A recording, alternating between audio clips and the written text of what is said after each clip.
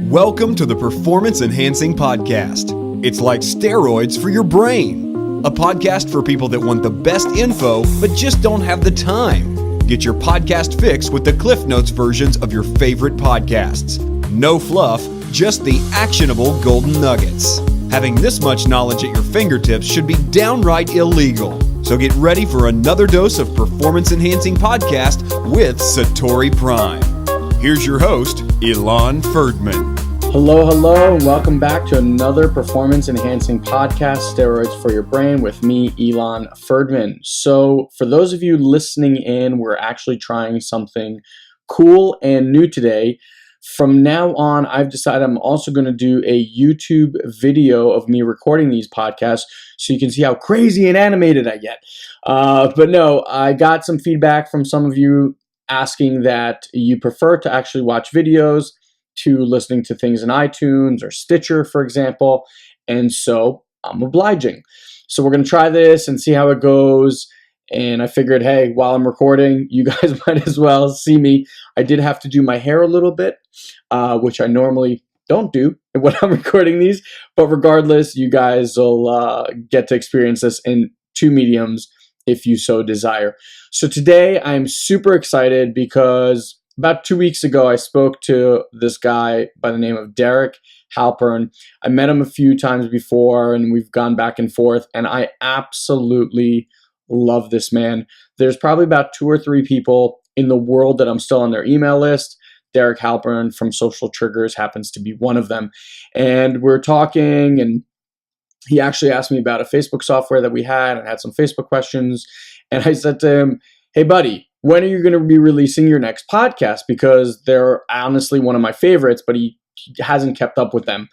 And he told me that, it's very time constraining just because he does so much research before the interviews and reads books and takes a lot of notes, which is probably why I really love them. And literally like a week and a half later, he released a new Social Trigger podcast. So without any further ado, I'm super excited to introduce you guys to the Social Triggers podcast. And on this Social Trigger podcast, Derek interviewed a very special person who I actually reached out to as soon as I heard the interview, just to thank him for what he's done for the world and who he is as a, beacon of light and hope for so many people. So the guy he interviewed was Adam Braun. And Adam Braun just released a book called The Promise of a Pencil. So before I tell you what the book is about, I want to give you a little bit of background on Adam and why I think he's really such a special human being. Adam wasn't homeless, wasn't poor, didn't have some huge family tragedy or anything like that. Actually, quite on the contrary. He grew up in probably one of the wealthiest areas of our country in Greenwich, Connecticut, about 45 minutes from where I live, and was very studious and smart and worked really hard. In fact, by the time he was 13, he already had his first E-Trade account. By the time he was 16, he was already interning at a hedge fund. And by the time he was 21, he was already a professional working for a fund of funds. So by any stretch of the imagination, a very hardworking, smart individual who had a very, very good life path in front of him. But before he started working at a fund of funds, he decided that he was going to go abroad and just travel, backpack it through all sorts of countries. And the one story that really shifted his existence was a trip to India. And what makes Adam really interesting is that he was always, from his description, very interested in humans and what they are passionate about and what their lives are about. And he went to India and started asking literally homeless kids on the street, what is it that you want most in life? And the answer that these kids replied probably shook this person from Greenwich to his core, right? Ask any of you or think about you for yourself. What would you want for yourself? And the answer that he received is probably not that. When he was asking these homeless kids on the street what they want most of all, their response was a pencil. I'll say that again, a pencil. All right, let that sink in a little bit. Why a pencil? Because a pencil meant that they could go to school and actually learn. Now, when I heard this, I literally was shocked, as I'm sure Adam was, coming from, one of the richest places in the country where people, at 17 are probably wishing for their new Mercedes or new BMW or their family to send them to some chateau in France or whatever it might be, right?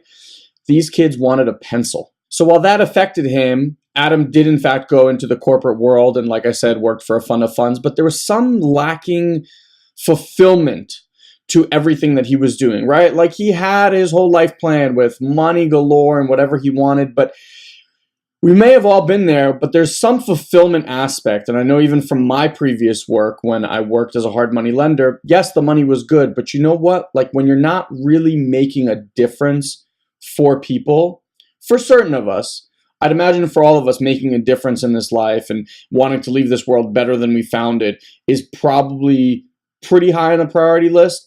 But for someone like myself and for Adam, for example, creating some sort of avenue where they can fulfill on that passion is very, very important. So as a young kid, he decided, you know what? That pencil thing stuck in his head, and he decided he was going to start a non-for-profit organization called Pencils for Promise. Now, we'll get into the intricacies of this, but in a book that he just wrote, The Promises of a Pencil, he actually discusses how he started this nonprofit for a measly $25.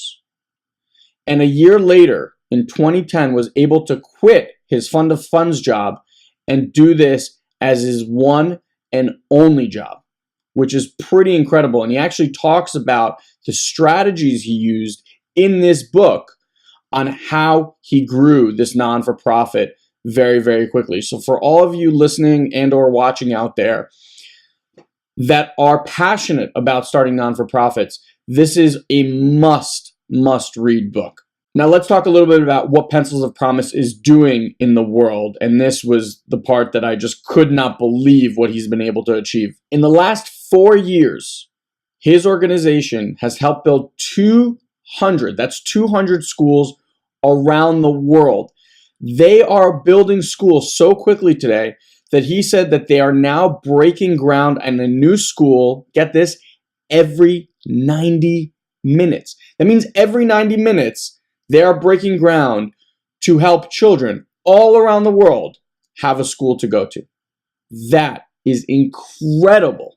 And so to help others achieve their passion, or rather turn their passion into something that can really make a profound difference in the world, Adam wrote The Promise of a Pencil, where he outlined the 30 steps he used to make sure that his nonprofit actually was successful and was able to create both money in order to sustain this and continue make the difference that they are. So again, if you are involved in non-for-profit or want to know how to start one, I would highly recommend this book by Adam Braun.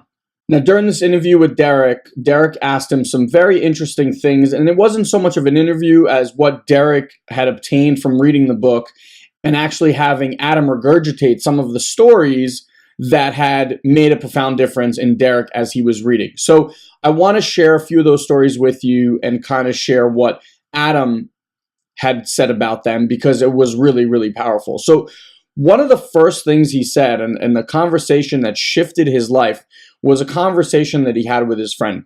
And much like other parents, especially in affluent areas, Adam's parents wanted him to get a real job.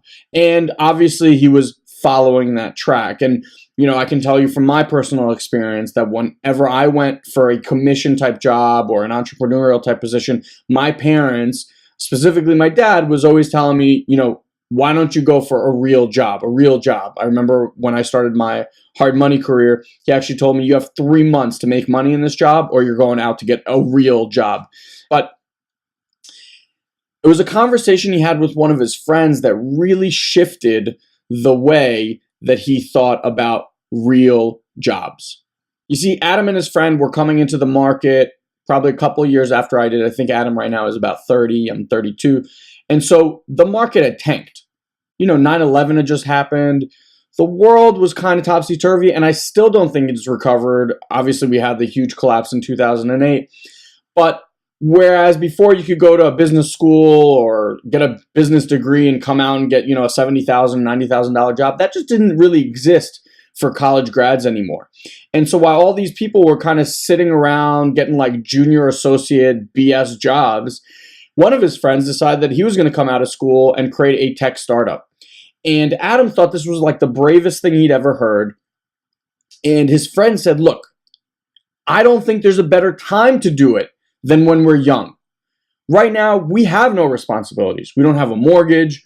We don't have kids. We don't have a family to support. If there's ever a time to take this kind of risk, it's now. And what he said next really shifted Adam's thinking, which was, look, what's the worst that can happen? All of our friends are going out there to try to get these jobs, right? For the next 2 or 3 years, they're going to be sitting at some junior level associate position, making maybe $50,000 in the next 2 or 3 years, $60,000 if they're lucky. And then say my company goes under. Say it doesn't succeed or it doesn't make me the money that I want. Then what? I go into the job market with people who for the last 2 to 3 years have basically been pushing papers, doing bitch work, and meanwhile, I can show up to that same interview, and when they ask me, what did you do? I started my own company, I found investors, I hired a team, I managed a team, I created marketing, sales, etc., etc., etc. Now, who do you think is more qualified? And I've said this time and time again to every kid that's ever asked me. I said, experience trumps education. At the end of the day, no matter what company you go for, they're going to have to train you anyway. But if they know that you have real world experience, that sets you far, far apart from someone just having gone to a ritzy school and been stuck in a BS desk job for the last 2 or 3 years. And that conversation alone, I think, gave Adam the perspective and the wings he needed to take the kind of risk he then ended up taking. So then they switched gears and they spoke about things like networking, failure, your friends, etc. So I just kind of want to delve on a few of those topics. So Adam in the book wrote a ton about the setbacks and failures that he had during the process of getting his company started. And what he says is the biggest difference maker in his achieving success is his relationship to failure. In fact, he said this great line. He said, if your dreams don't scare you, then they're not big enough. And you know how you fail is when you play big.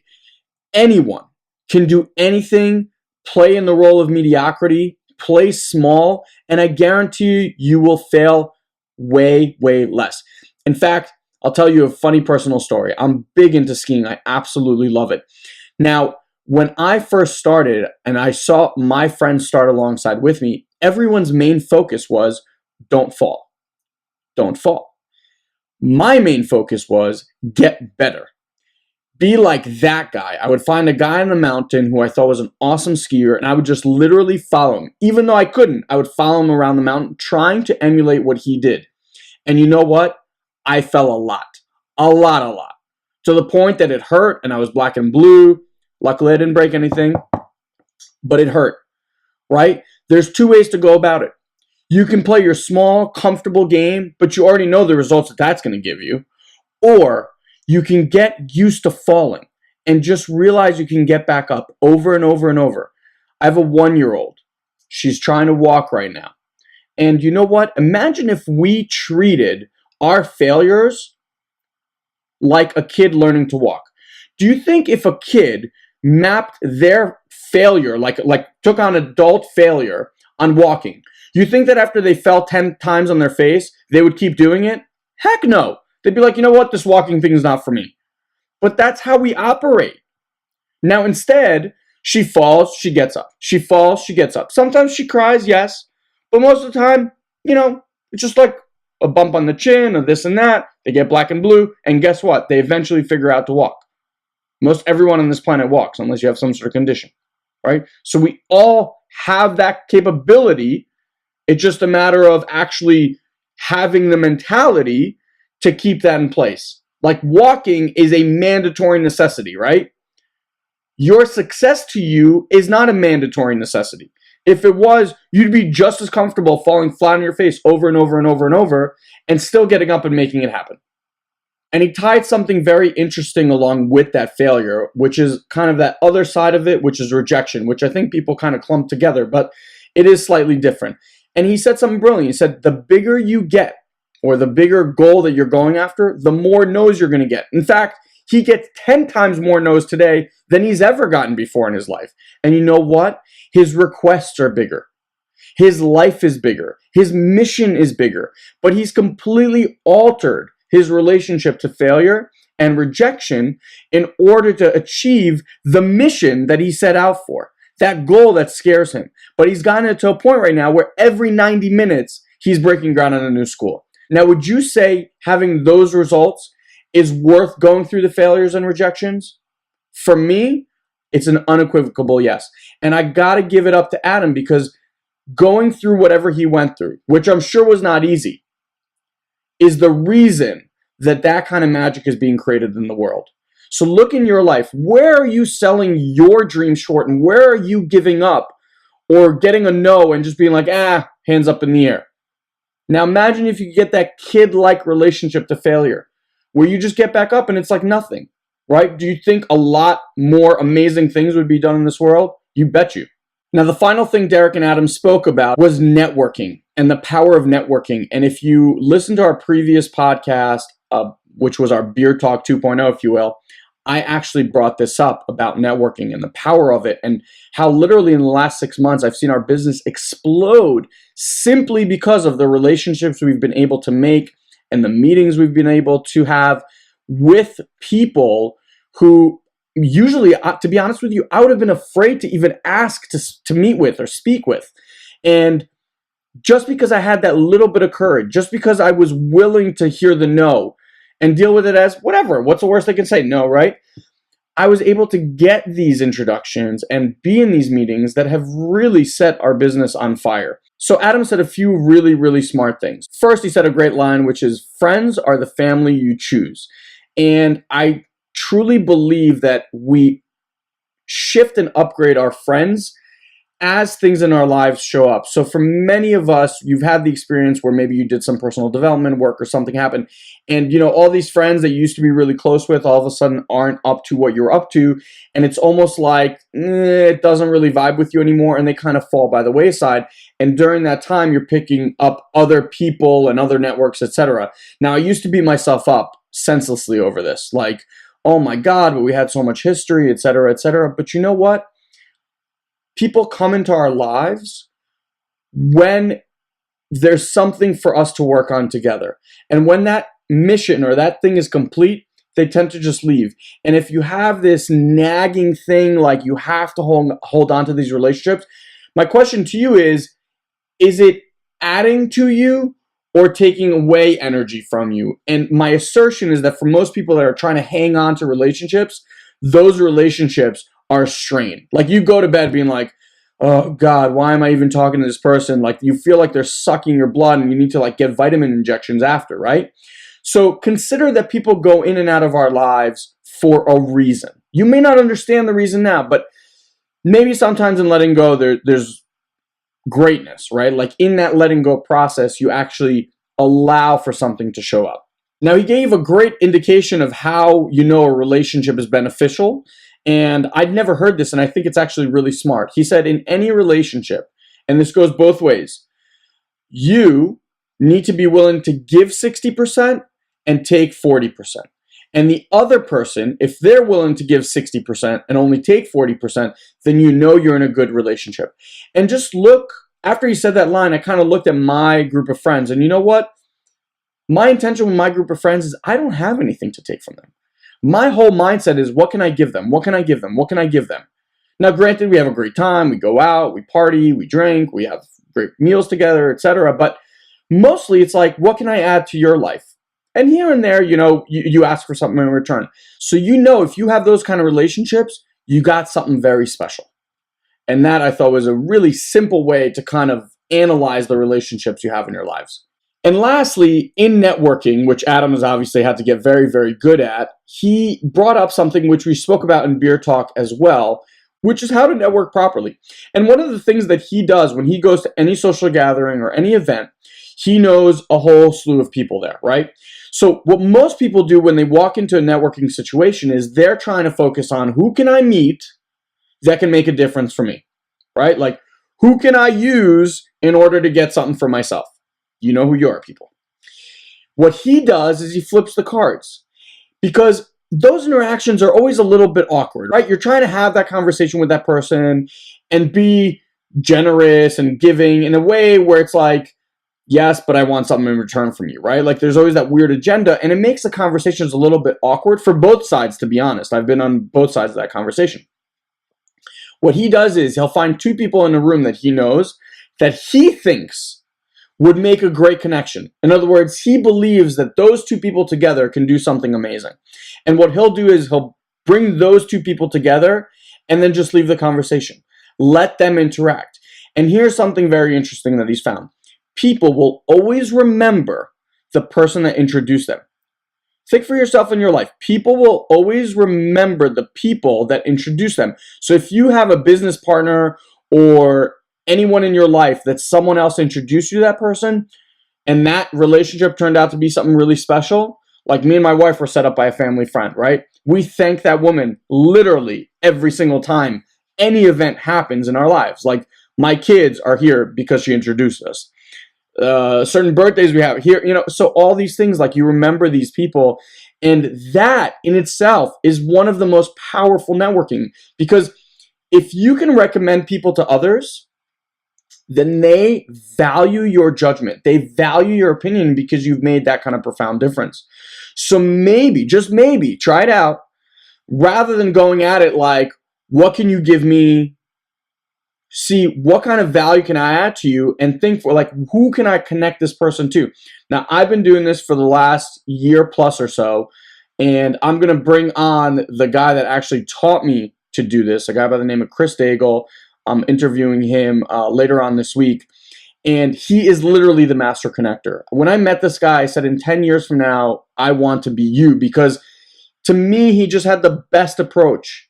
He was literally connecting everyone. He would bring people to dinners and pay for it just so people could meet. It was literally awe-inspiring. And Chris, if you're listening, kudos to you. Can't wait to do the interview with you. But seriously, that man changed my life. And Adam just reaffirmed that kind of mentality. So if you're out there trying to make a difference, then consider, how can you add value to other people's lives by introducing them to other people that you might know that could be a good business partnership or some sort of good connection. So those were my main takeaways from this particular podcast with Derek Halpern of Social Triggers and Adam Braun. Again, the book is Promise of a Pencil. I'll leave the links to that, as well as Derek Halpern's pages and blogs and podcasts, etc. So you can definitely check him out. And in the meantime, please head over to our iTunes page and leave us a rating and a comment. Let us know how we're doing and what else you would like to hear from us. Love hearing from you guys. And all the resources to all of this will be found at satoriprime.com/podcast. Just make sure you opt in to the podcast list, and that way you will constantly be updated as we release these. Hope you guys have an amazing, amazing day, and we'll see you on the next episode of Performance Enhancing Podcast. Bye, everyone. Thank you for joining us on this week's Performance Enhancing Podcast. We've taken this pep talk and created a custom action guide so you know exactly what action steps to take now to grow your business. Just head over to satoriprime.com/podcast and download it for free. Also, please leave a comment and rate this podcast on iTunes. It'll help us get the word out. Thanks for listening. Now, go and implement. We'll see you next time.